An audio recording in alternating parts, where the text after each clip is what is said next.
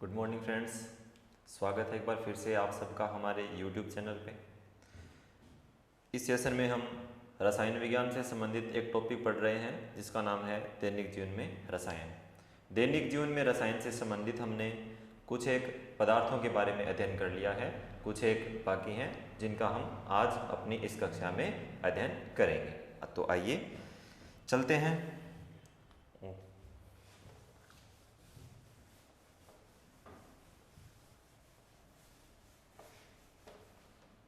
चलिए, सबसे पहले जो हम देखेंगे वो है CaO। कल लास्ट हमने विरंजक चूर्ण के बारे में पढ़ा था और उसके बाद में है CaO। Ca यानी कि कैल्शियम, Ca का नाम क्या है? कैल्शियम। O है यानी कि ऑक्साइड, तो इसका नाम क्या हो जाएगा? Calcium oxide. ये जो कैल्शियम ऑक्साइड है ये इसका रासायनिक नाम है। क्या है? रासायनिक नाम है। जो इसका साधारण नाम होगा, सिंपल नेम, साधारण नाम, साधारण नाम इसका क्या रहेगा? साधारण नाम इसका रहेगा चूना पत्थर। क्या रहेगा? चूना पत्थर। कई बार क्या करते हैं, चूना पत्थर न दे करके एग्जामिनर आपको कंफ्यूज करने के लिए एक दूसरा नाम भी दे देता है। क्या दे देता है? बिना बुझा चूना। यानी कि ये चूना है लेकिन कैसा है? बुझा हुआ नहीं है। ठीक है, तो ये इसका सिंपल नेम है और ये इसका केमिकल नेम है। अब देखिए इसका यूज कहाँ कहाँ होता है चूने का। अब देखिए, अगर आप क्या करते हो, इस CaO के अंदर यानी कैल्शियम ऑक्साइड के अंदर यदि आप जल डाल देते हो, H2O यानी कि जल, तो इससे जो बनने वाला प्रोडक्ट होगा वो क्या बनेगा? अब ये देखो Ca है तो आप यहाँ पे Ca का तो Ca लिख दो, ये O है तो ये O इसके साथ जुड़ जाएगा, तो H के भी 2 परमाणु हो गए और O के भी कितने हो गए? 2 हो गए। तो इसको हम ऐसे लिख सकते हैं OH2। तो इसका नाम क्या हो जाएगा? अब इसका नाम हो जाएगा कैल्शियम, और OH है, OH है तो क्या हो जाएगा? हाइड्रोक्साइड। तो इसका नाम रहेगा कैल्शियम हाइड्रोक्साइड। ठीक है, इसी कैल्शियम हाइड्रोक्साइड को क्या बोलते हैं? इसी को बोलते हैं बुझा हुआ चूना। क्या बोलते हैं? बुझा हुआ चूना इसे बोलते हैं। ठीक है, तो ये CaO है, इसमें जब आपने जल डाल दिया ये बन गया आपका कैल्शियम हाइड्रोक्साइड। इसी को क्या बोलते हैं? बुझा हुआ चूना बोलते हैं। कैल्शियम हाइड्रोक्साइड बुझा हुआ चूना, कैल्शियम ऑक्साइड ये क्या है? बिना बुझा हुआ चूना। अब देखिएगा, ये जो कैल्शियम हाइड्रोक्साइड है, क्या चीज है? Calcium hydroxide. अब मैं इसे ले रहा हूं, किसे? कैल्शियम हाइड्रोक्साइड को। तो ये मिटो रहा हूं मैं यहां पे।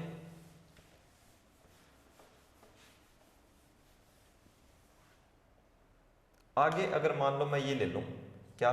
CaOH2 ये ले लिया, इसकी कहानी अब खत्म हो गई। देखो, ये जो कैल्शियम हाइड्रोक्साइड है, जब हम इसकी क्रिया किसके साथ करवा देते हैं? CO2 के साथ करवा देते हैं। किसके साथ करवा देते हैं? CO2 के साथ करवा देते हैं। CO2 के साथ करवाने पर क्या प्रोडक्ट बनेगा? देखो Ca है तो आप एक काम करो, ये जो Ca है ये तो पड़ा रहने दो ऐसे के ऐसे ही। ठीक है, अब यहां से इसमें से एक ऑक्सीजन निकाल लो और इसके साथ जोड़ दो, तो ये क्या बनेगा? CaCO3 बनेगा। क्या बनेगा? CaCO3। और इसके साथ क्या बचेगा? इधर एक O तो निकल गया और बचा क्या पीछे? हाइड्रोजन के 2 एटम बच गए, एक इसका बच गया, O का बच गया। ये जो पदार्थ यहां पे बना है ये बहुत ही ज्यादा इंपॉर्टेंट है, बार बार परीक्षा में पूछा जाता है। इसका नाम है कैल्शियम कार्बोनेट। क्या है इसका नाम? Calcium carbonate. और कैल्शियम कार्बोनेट को ही क्या बोलते हैं? इसी को ही बोलते हैं संगमरमर। ठीक है, क्या बोलते हैं, संगमरमर बोलते हैं। ओके, अब देखिएगा ये जो कहानी है ये हमारे घरों में काम आती है बहुत बार। हम क्या करते हैं, दीवारों पर सफेदी करने के लिए किसका उपयोग करते हैं, वो जो हम साधारण भाषा में जिसे कड़ी बोलते हैं, ठीक है, वही क्या होता है, वही होता है आपका बुझा हुआ चूना।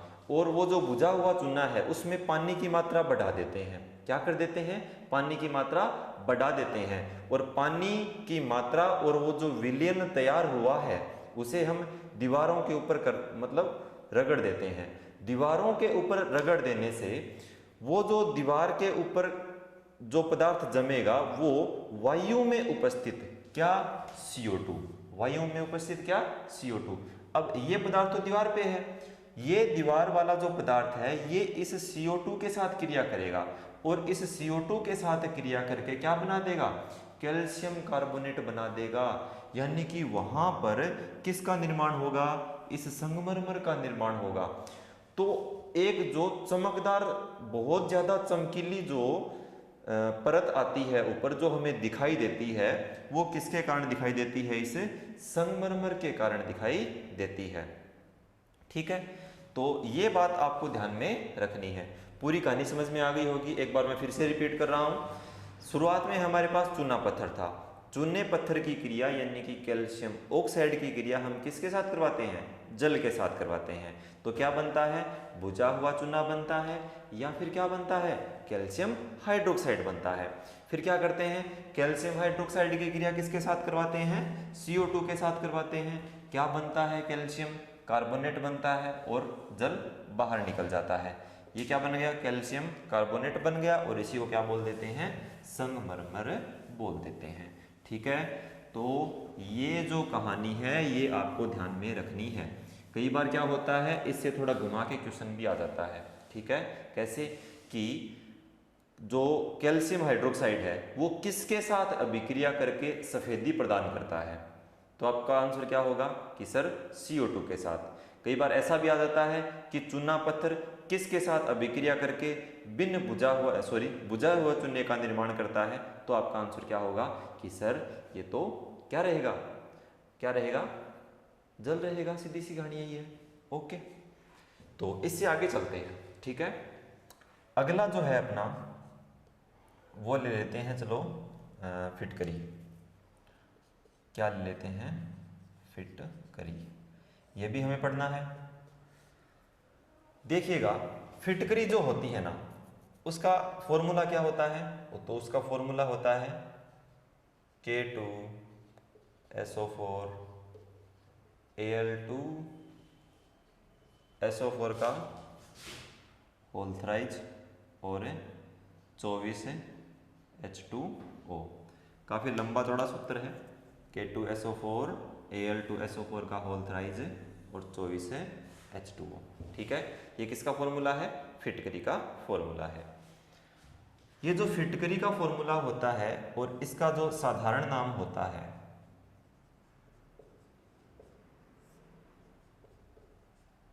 क्या साधारण नाम, तो इसी का साधारण नाम होता है क्या, पोटास एलम। क्या बोलते हैं इसे, पोटास एलम बोलते हैं। ये जो फिटकरी होती है ये द्विक लवण का उदाहरण होती है। किसका उदाहरण होती है, द्विक लवण का उदाहरण होती है। ठीक है, और ये जो द्विक लवण होता है ये भी किस किस का बनाती है ये, तो आपका आंसर होगा सर ये पोटेशियम और एल्यूमिनियम। किस किस का, पोटेशियम और एल्यूमिनियम के द्विक लवण का उदाहरण कौन है, तो आपका आंसर क्या होगा कि सर फिटकरी है। ये ऐसे भी आ सकता है क्वेश्चन घूम के कि एकमात्र द्विक लवण का उदाहरण बताइए जो पोटेशियम और एल्यूमिनियम का है, तो भी आपका आंसर क्या होगा, पोटास एलम या फिटकरी, या फिर ये फॉर्मूला होगा। ठीक है, अब देखिएगा इसके बारे में कुछ एक तथ्य हैं। कल हमने विरंजक चूर्ण जब पढ़ा था तब हमारे पास एक चीज आई थी। क्या आई थी कि जल में उपस्थित जीवाणुओं को मार करके जल को शुद्ध करने के लिए काम कौन आता है, तो आपका आंसर था सर विरंजक चूर्ण आता है। तो जल को हमने 3 तरीके से अशुद्ध किया था। कितने तरीके से, 3 तरीके से। वैसे तो वो जो जल, मतलब इसके बाद ठीक बाद में हम जल के बारे में पढ़ने वाले हैं। कब? जब अपना ये टॉपिक पूरा हो जाएगा तब हम पानी के बारे में आगे पढ़ेंगे। तो जैसे ही हम पानी के बारे में पढ़ेंगे तो वहाँ ये चीज़ मैं आपको एक जगह पे लिखवा दूंगा, तीनों को कंबाइंड करके। ओके, उससे पहले हम तीनों को अलग अलग जगह पे करेंगे और बाद में उनका हम संश्लेषण करके उनको एक जगह पे लिख देंगे। ठीक है, तो देखिएगा, ये जो होता है कौन? फिटकरी। ये जल के अंदर, किसके अंदर? जल के अंदर जो धूल के कणों के रूप में, धूल कणों के रूप में घुली हुई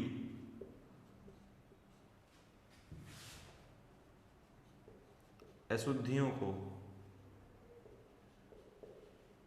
घुली हुई अशुद्धियों को क्या कर देती है? इन्हें नीचे बैठा देती है। क्या कर देती है? नीचे बैठा देती है। तो जैसे ही वो धूल के कण नीचे बैठ जाएंगे और पानी क्या आ जाएगा? ऊपर आ जाएगा। तो ऊपर रहेगा स्वच्छ पानी और नीचे क्या रहेंगे? धूल मिट्टी के कण रहेंगे। तो आज हमारा जो पानी था, जो शुरुआत की क्लास में अशुद्ध हुआ था, वो आज पूरा शुद्ध हो गया है। आप आसानी से इसे पी सकते हैं। ठीक है, इससे आगे चलते हैं। और क्या क्या करता है फिटकरी?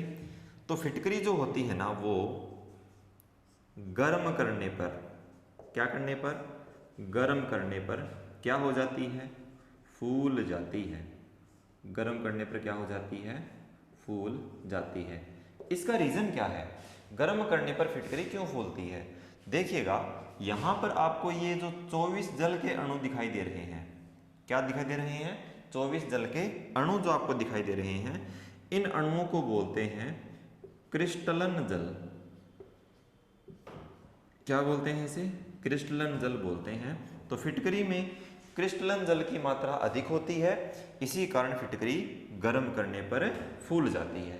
ठीक है, और देखिएगा इसके बारे में, फिटकरी और क्या क्या काम आती है। रक्त के बारे में तो आप जानते ही होंगे, ब्लड जिसे बोलते हैं। तो रक्त का थक्का जमाने के लिए, क्या करने के लिए? रक्त का थक्का जमाने के लिए कौन काम आता है? फिटकरी काम आता है। ये जो रक्त का थक्का है, ये बहुत ज़्यादा इंपॉर्टेंट है। इससे आप देखेंगे कि हर एग्जाम में लगभग एक क्वेश्चन मिल जाता है, क्योंकि इसके ऊपर बहुत ज़्यादा क्वेश्चन बनते हैं इस अकेले नाम के ऊपर।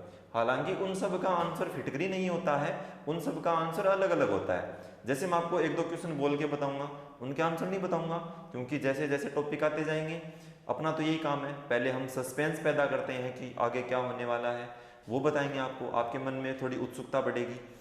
तो आप भी क्वेश्चन का उत्तर जानने का प्रयास करेंगे कि सर आपने वो क्वेश्चन तो बता दिया था लेकिन उसका आंसर नहीं बताया।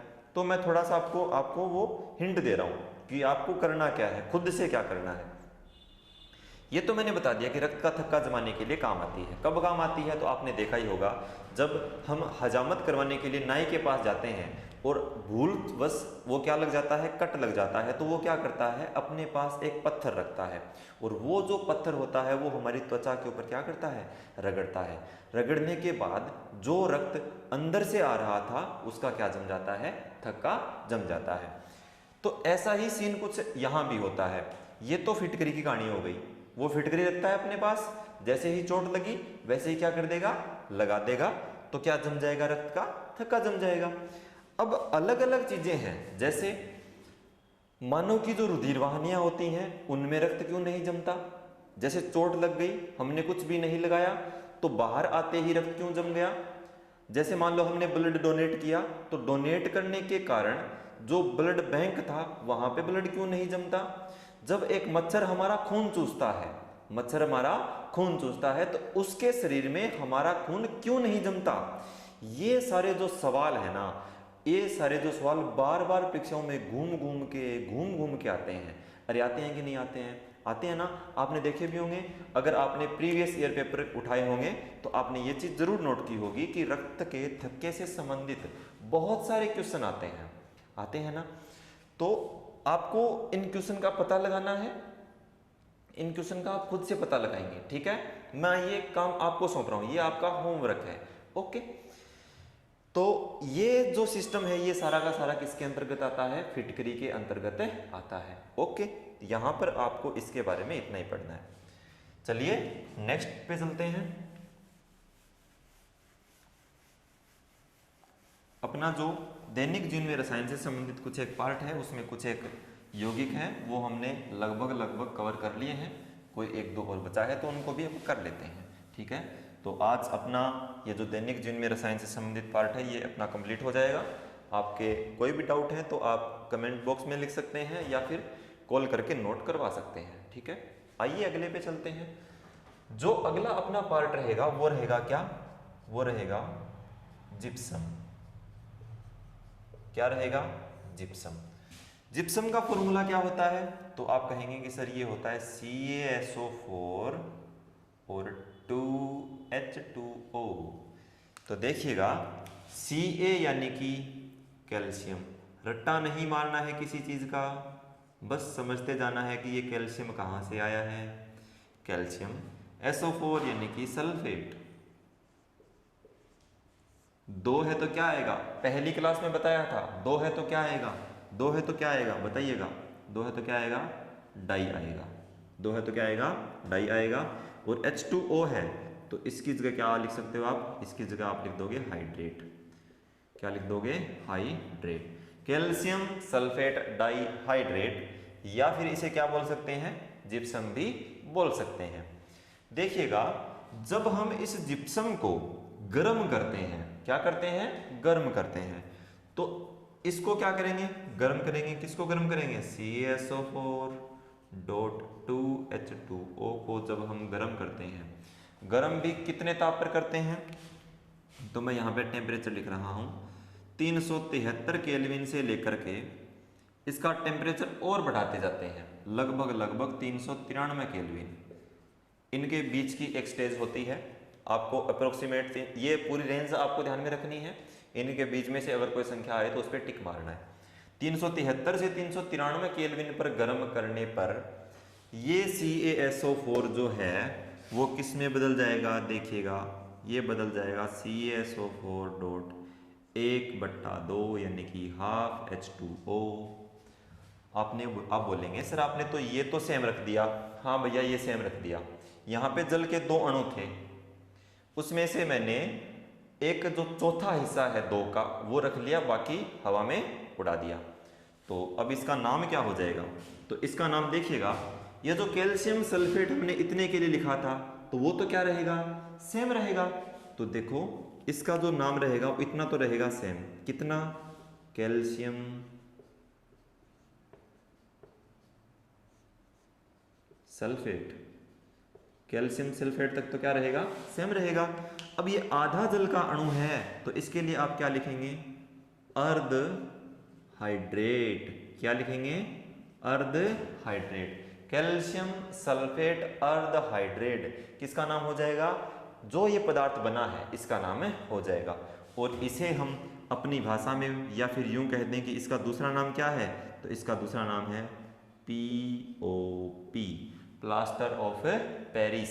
किसे बोलते हैं प्लास्टर ऑफ पेरिस, इसी को बोलते हैं प्लास्टर ऑफ पेरिस। याद रहे जैसी, ओके। अब देखिए इसके यूज पढ़ते हैं, इसके उपयोग क्या क्या हैं। तो इसका जो पहला उपयोग है वो है मूर्ति निर्माण में। इसका जो पहला उपयोग है वो कहाँ होता है, मूर्ति निर्माण में इसका उपयोग होता है, ठीक है।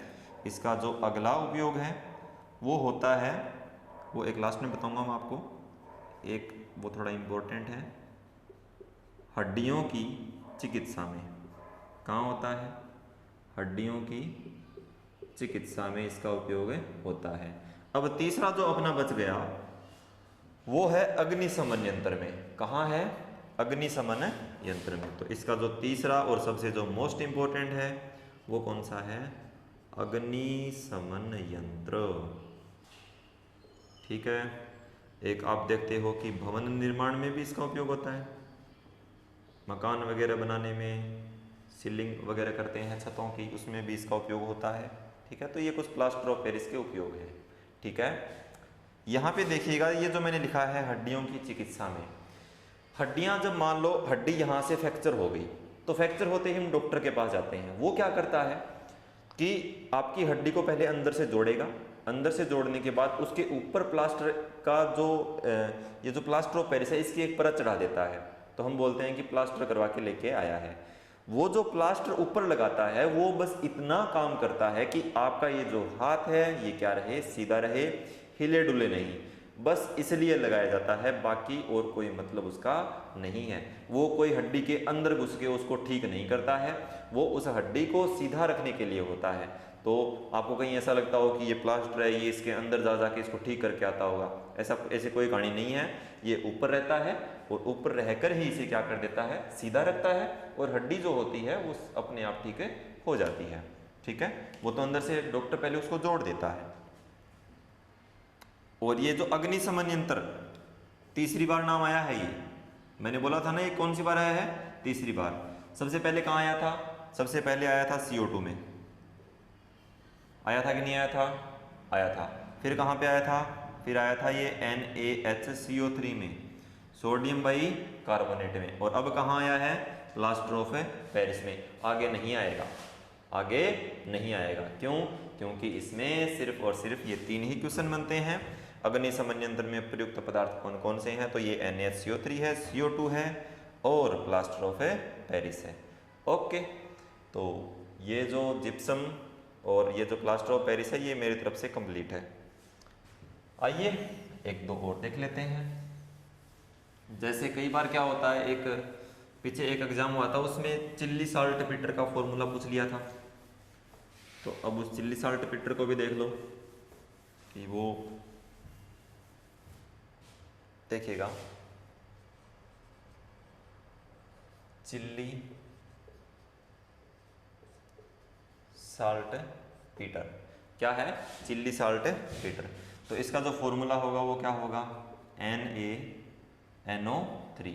सोडियम नाइट्रेट इसको बोलते हैं, क्या बोलते हैं इसे, इसी को बोलते हैं sodium nitrate. Chilli salt Peter भी बोल सकते हैं इसे, चिल्ली सोरा भी बोल देते हैं। क्या बोल देते हैं, चिल्ली सोरा। तो ये दोनों तीनों ही आपको थोड़े थोड़े ध्यान में रखने हैं। आगे है एक, अगर सीधा पूछ ले कि ये साल्ट पीटर बताओ, सीधा ही क्या बताओ, सीधा साल्ट पीटर। कई इसको इंडियन साल्ट पीटर भी बोलते हैं, वो जो भी है वो यही है, चाहे वो इंडियन है चाहे वो सीधा साल्ट पीटर है, वो यही कहानी है बस। तो वो क्या सिस्टम है, वो होता है KNO3, पोटेशियम नाइट्रेट। क्या होता है, पोटेशियम नाइट्रेट। क्या होता है, पोटेशियम नाइट्रेट। तो ये हो गया चिल्ली साल्ट पीटर और ये हो गया पोटेशियम नाइट्रेट। ओके, स्क्रीनशॉट वगैरह ले लिए होंगे आपने इनके, साथ साथ में आप नोट्स बना रहे होंगे। अब देखिएगा एक बचा है अपना CuSO4। क्या बचा है, CuSO। इसका नाम होता है कॉपर सल्फेट। इसका क्या नाम होता है, कॉपर सल्फेट। देखिएगा इस कॉपर सल्फेट के अंदर यदि हम 5 जल के अणु डाल दें, कितने जल के अणु डाल दें, 5 जल के अणु डाल दें, तो ये क्या बनेगा। तो आप देखेंगे कि जब हम इसके अंदर, किसके अंदर, CuSO4 यानी कि कॉपर सल्फेट के अंदर यदि हम 5 जल के अणु डाल देते हैं, तब इसका नाम क्या हो जाता है, तो आप बड़ी जोर से बोलेंगे, क्या हो जाता है, नीला थोथा हो जाता है। क्या हो जाता है, नीला थोथा हो जाता है। ये थोथा क्या होता है, तो ये जो थोथा की कहानी है ये थोड़ी लंबी है। पहले क्या होता था, पहले राजा महाराजा दंड देने के लिए किसी अपराधी की आंखों में ये बोल देते थे कि इसकी आंखों में थोथा डाल दो, यानी कि उसकी आंख में थोथा डाल देने से, क्या डाल देने से, ये जो नीला थोथा वगैरह वगैरह है ये डाल देने से उसकी आंखें अंधी हो जाती थी। तो इसका नाम क्या पड़ गया, थोथा पड़ गया। तो इसे बोलते हैं नीला थोथा। इसमें एक बहुत मस्त क्वेश्चन बनता है, वो क्या बनता है, वो ये बनता है कि अगर CuSO4 यानी कि कॉपर सल्फेट के अंदर और हम डाल दें चूना पत्थर, क्या डाल दें, चूना पत्थर डाल दें, तो देखिएगा ये जो क्वेश्चन है ना, ये चूने का भी क्वेश्चन हो गया और ये कॉपर सल्फेट का भी क्वेश्चन हो गया, दोनों का क्वेश्चन हो गया। तो इसमें इसका जो आंसर बनेगा वो क्या बनेगा, तो कॉपर सल्फेट और चूने के मिश्रण को क्या बोलते हैं, इसे बोलते हैं बोर्दो मिश्रण। क्या बोलते हैं, बोर्दो मिश्रण बोलते हैं। तो ये बात आपको ध्यान में रखनी है। बोर्दो मिश्रण किसे कहते हैं, कॉपर सल्फेट और चूने के मिश्रण को क्या कहते हैं, बोर्दो मिश्रण कहते हैं। ठीक है, इसका जो उपयोग होता है वो कवकनाशी के रूप में इसका उपयोग हो जाता है। ठीक है, और लोहा जो होता है, एक वो विस्थापन अभिक्रिया वगैरह आएंगी, वहाँ पे इनका उपयोग होगा। ठीक है, तो ये यहाँ यानी कि दैनिक जीवन में रसायन से संबंधित इसके इतने यूज हैं। बाकी अगर ये आगे आएगा केमिकल रिएक्शन वाले पार्ट में, एक बार फिर से आएगा कॉपर सल्फेट, वहाँ इसके बारे में हम दोबारा जिक्र करेंगे। ओके, ठीक है। एक आपका बच गया शायद लाल दवा, करवाया नहीं शायद। ओके, लाल दवा भी देख लो। लाल दवा,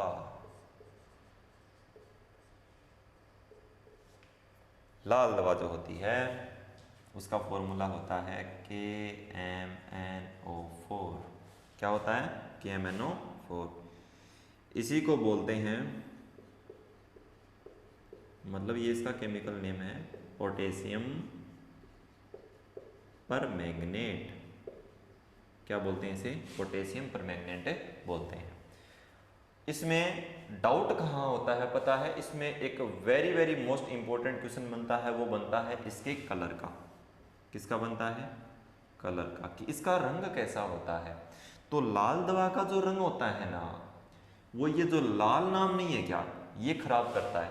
हम सोचते हैं कि इसका रंग तो लाल होता होगा, लेकिन वहीं पे हम क्या हो जाते हैं, गलत हो जाते हैं। तो इसका जो रंग होगा वो रंग कैसा होगा, बैंगनी होगा। कैसा होगा इसका रंग, बैंगनी होगा। ठीक है, लाल दवा का रंग कैसा होता है, बैंगनी होता है। ठीक है, तो ये बात आपको ध्यान में रखनी है। लाल दवा का उपयोग हम कहाँ करते हैं, तो घाव को साफ करने के लिए। क्या करने के लिए करते हैं, घाव वगैरह को धोने के लिए इसे हम काम में लेते हैं। ठीक है, तो ये हो गई आपकी लाल दवा। वैसे लाल दवा जो होती है वो एक प्रबल ऑक्सीकारक का कार्य करती है। अभी ऑक्सीकारक क्या होता है ये तो हम केमिकल रिएक्शन वाले पार्ट में पढ़ेंगे। प्रबल ऑक्सीकारक का कार्य कौन करती है, लाल दवा करती है। ठीक है, तो मेरी तरफ से लगभग ये जो टॉपिक है वो आपका कंप्लीट हो चुका है। इसमें जितने दैनिक जीवन से संबंधित थे वो लगभग हो चुके हैं। आपके मन में अगर कोई रह गया हो कि सर ये भी बताओ, तो आप नीचे कमेंट बॉक्स में लिख सकते हो, आप कॉल करके बता सकते हो, ताकि जब नेक्स्ट क्लास अपनी होगी उसमें सबसे पहले आते ही मैं वही करवा दूंगा। ठीक है, तो एक शायद यूरिया वो भी करवा देते हैं आपको। देखो वो लास्ट है, यूरिया। यूरिया के बारे में देख लो। यूरिया शायद नहीं करवाया। देखो यूरिया का जो फॉर्मूला होता है वो होता है NH2CO NH2। यूरिया के बारे में जो क्वेश्चन बनते हैं वो देखो, सबसे मोस्ट इंपॉर्टेंट क्वेश्चन बनता है इसमें नाइट्रोजन की प्रतिशत मात्रा। क्या बनती है, नाइट्रोजन की प्रतिशत मात्रा का इसमें एक क्वेश्चन बनता है, वो ज़्यादा इंपॉर्टेंट है। 46% होती है नाइट्रोजन की इसमें प्रतिशत मात्रा। देखिएगा यूरिया जो होता है वो प्रथम कृत्रिम कार्बनिक और यौगिक। Very very most important question, first grade के एग्जाम में आया हुआ क्वेश्चन है ये। फर्स्ट ग्रेड के पेपर में पूछा गया क्वेश्चन है, कौन सा, प्रथम कृत्रिम कार्बनिक यौगिक कौन सा था जिसे प्रयोगशाला में कृत्रिम रूप से तैयार किया गया, उसका नाम क्या था, यूरिया था। यूरिया से पहले कोई भी कार्बनिक यौगिक जो था उसके बारे में ये बोलते थे कि कृत्रिम रूप से इसका निर्माण संभव नहीं है, सिर्फ मानव शरीर ही है जो यूरिया का कार्बनिक यौगिक का निर्माण कर सकता है। लेकिन जब यूरिया को कृत्रिम रूप से तैयार किया गया, एक वैज्ञानिक है जिसका नाम है वोलर, वोलर नामक वैज्ञानिक ने सबसे पहले लगभग 1827 के आसपास की बात है, प्रथम कृत्रिम कार्बनिक यौगिक तैयार कर लिया और उसके बाद कार्बन के अंदर क्या आ गई थी, क्रांति से आ गई थी। उसके बाद तो मैंने आपको बता ही दिया, लगभग वर्तमान में 3 मिलियन कार्बन के यौगिक ज्ञात हैं। पता है ना आपको, 10वीं की एनसीईआरटी की बुक में साफ साफ लिखा है कि 3 मिलियन यौगिक। ओके, तो वो हमें 3 मिलियन यौगिकों से मतलब नहीं है, हमें उनका रट्टा भी नहीं मारना है, कौन कौन से यौगिक हैं, क्या है, कैसे है, हमारे जो जितने काम के हैं हमें उतने ही पढ़ने हैं। ओके, तो ठीक है भैया, ये टॉपिक जो है वो मेरी तरफ से कंप्लीट है। ठीक है, टेक केयर।